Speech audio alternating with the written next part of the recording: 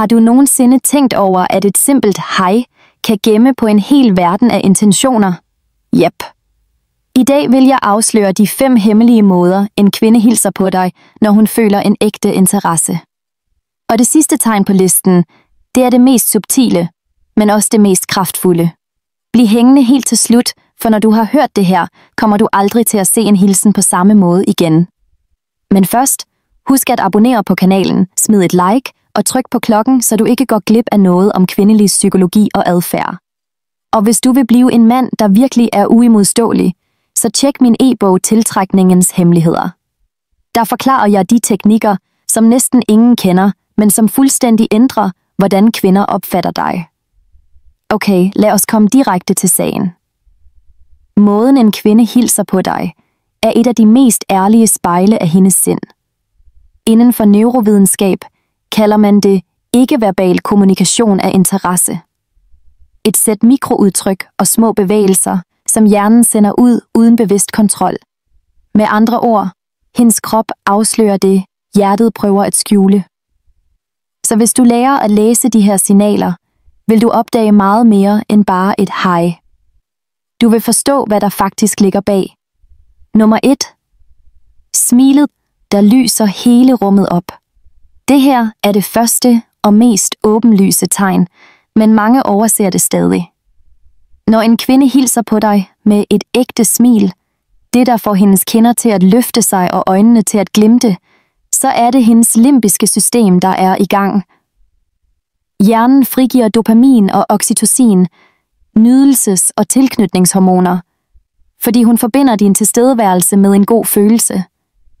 Et høfligt smil varer mindre end 2 sekunder. Men et ægte smil, fra en, der faktisk føler noget, bliver lidt længere. Det kommer ofte med en lille hovedhældning og en energi, du næsten kan mærke. Hvis du fornemmer det, så tvivl ikke. Hun er glad for at se dig. Nummer 2. Den skjulte berøring. Måske giver hun dig et hurtigt kram, rører din arm, mens hun snakker, eller rammer din hånd ved et uheld. Det er ikke tilfældigt. I berøringspsykologi er fysisk kontakt en af de stærkeste følelsesmæssige udløsere af tillid. Når hun bryder den barriere på en diskret måde, viser hun, at hun føler sig tryg i din nærhed, og at hun vil teste, hvordan du reagerer. Læg mærke til forskellen mellem en hurtig berøring og en, der varer et øjeblik længere. Den sidste betyder noget. Det er hendes kropsmåde at sige, jeg vil være tættere på dig. Nummer 3. Blikket, der siger alt. Blikket er et spejl af sindet, og når en kvinde hilser på dig og holder øjenkontakt i mere end 3 sekunder, så analyserer hendes hjerne dig bogstaveligt talt. Studier viser, at længere blik aktiverer amygdala, det område, der styrer lyst og nysgerrighed. Det er derfor, du mærker den der spænding i luften. Hun kan godt smile og kigge ned bagefter, men hvis hun gentager bevægelsen, kigger, smiler, kigger væk, så er det et klassisk tegn på, at hun prøver at skjule sin interesse. Psykologien kalder det intermitterende blik, et af de mest almindelige mønstre hos kvinder, der føler tiltrækning. Nummer 4. Stemmen, der ændrer sig omkring dig. Har du lagt mærke til, at hun taler lidt anderledes, når hun hilser på dig?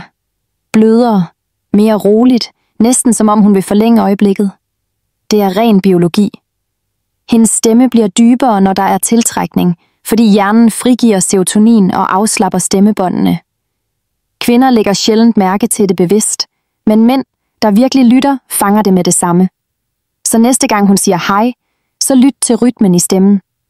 Hvis den lyder lidt blidere, roligere eller langsommere end normalt, så har du lige fået et klart følelsesmæssigt signal. Nummer 5. Den bevidste nærhed.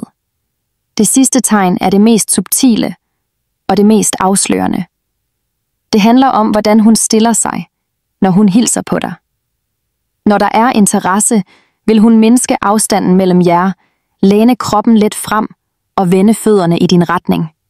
Det er ren kropssprog. Kroppen retter sig ubevidst mod det, den ønsker.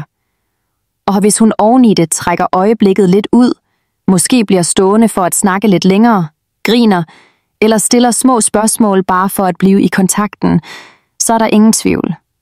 Hun vil gerne connecte med dig. Måske sidder du og tænker, men Sally, hvad hvis jeg tolker forkert? Hvad hvis hun bare er venlig? Godt spørgsmål. Og her kommer kontekstens psykologi ind i billedet. Intet enkelt tegn er nok i sig selv.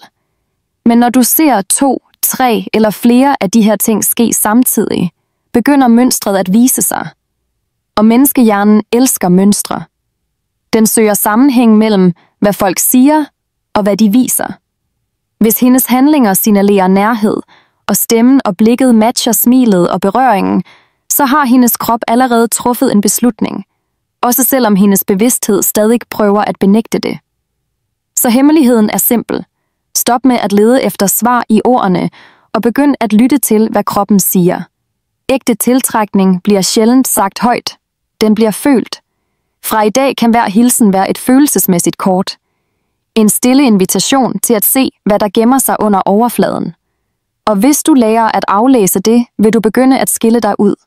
For de fleste mænd overser de her signaler, reagerer usikkert eller prøver at presse en forbindelse frem. Men den mand, der observerer, forstår og svarer roligt, udstråler noget sjældent: nærvær. Og nærvær, det er det, der virkelig vækker en kvindes interesse. Så sig mig, hvor mange gange har du fået en hilsen, der fik dig til at tænke på den resten af dagen? Var det bare høflighed? Eller noget mere? Forskellen mellem en almindelig mand og en magnetisk mand ligger præcis der, i opfattelsen. Hvis det her fik dig til at se kvindelig adfærd på en ny måde, så smid et like og abonner på kanalen. Her lærer du, hvad der faktisk virker, uden spil. Og hvis du vil tage det næste skridt, så tjek min e-bog Tiltrækningens Hemmeligheder. Der lærer jeg dig de psykologiske og følelsesmæssige teknikker, der vækker lyst og ægte forbindelse hos kvinder.